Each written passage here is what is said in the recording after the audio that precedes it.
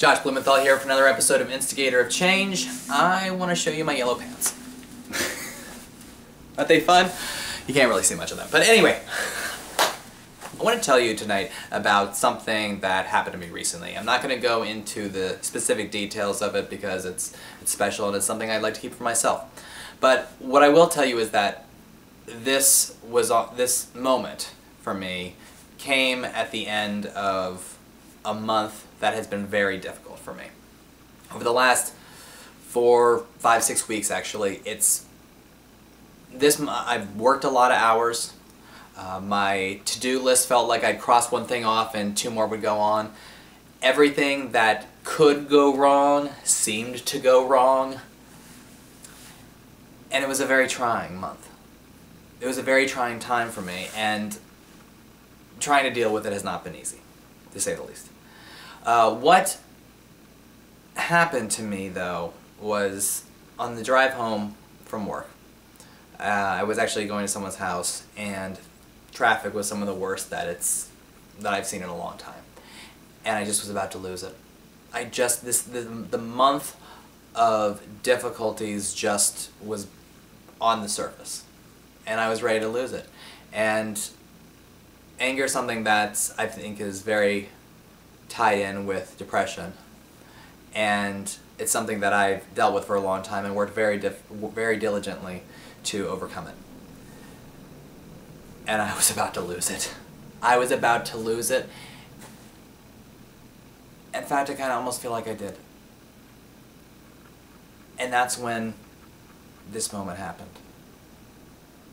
And this moment made me believe in something bigger than myself. And I began to focus on how I was acting. Specifically in how I was talking about my life.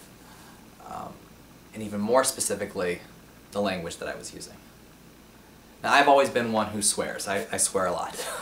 I've never really seen anything wrong with it.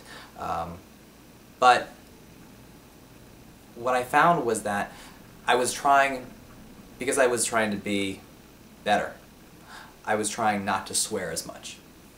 And just in general, when things would go wrong, I would try not to swear. I would watch my language.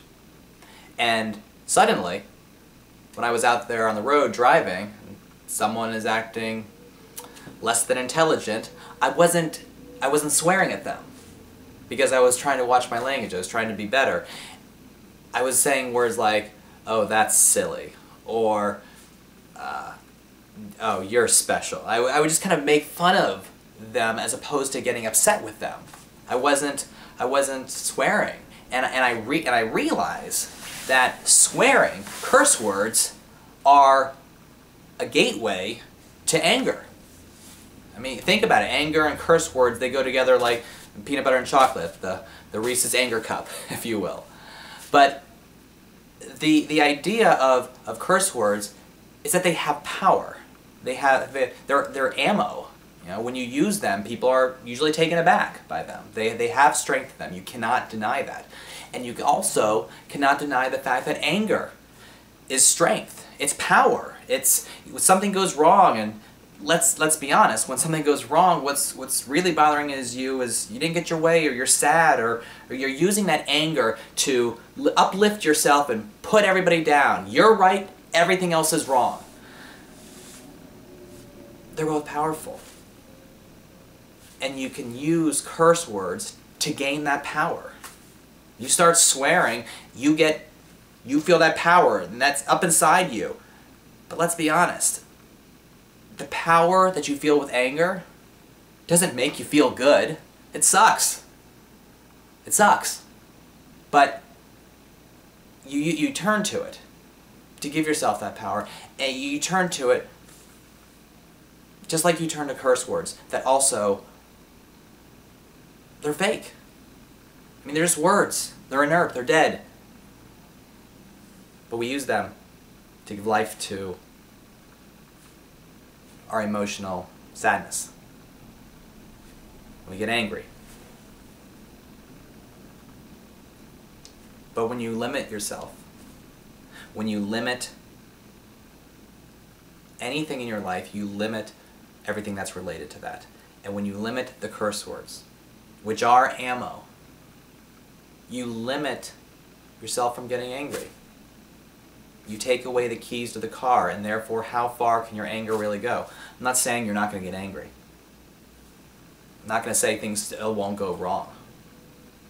But the idea of taking something away that is fuel for a fire gives you the opportunity to experience other emotions. It gives you an opportunity to try new ways of experiencing life. Now, you personally may not have a problem with swearing. You may not swear that often. You may not get angry that often. Or you may get angry and not swear and say, well, what about me? But I think the truth goes with a lot of emotions. When you limit certain things that tend to create an emotion inside you, you limit how often you experience that emotion. And whether you limit something that you do, something that you see, something that you say, the emotion that's attached to it is impacted by that. So take the opportunity to look at your life. Take the opportunity to see what you are doing, and when you feel a certain emotion very passionately, whether it's anger or lust or love or sadness or happiness, whatever it is that you feel, look at what preceded that emotion, and take note of that. Write it down and see if you see a pattern of doing one thing and experiencing a certain emotion over and over again. And the more you create that opportunity for that emotion, or maybe, depending on what the emotion is. But it's there, and you have the keys. It just takes time to stop when you feel something, when you feel an emotion, and look at what you're doing. Look at what you were just doing. And you're going to learn about yourself, you're going to learn about your life, and you're going to get more control over your life. And most importantly, you're going to get to experience a couple new emotions you didn't even realize you had. Much love.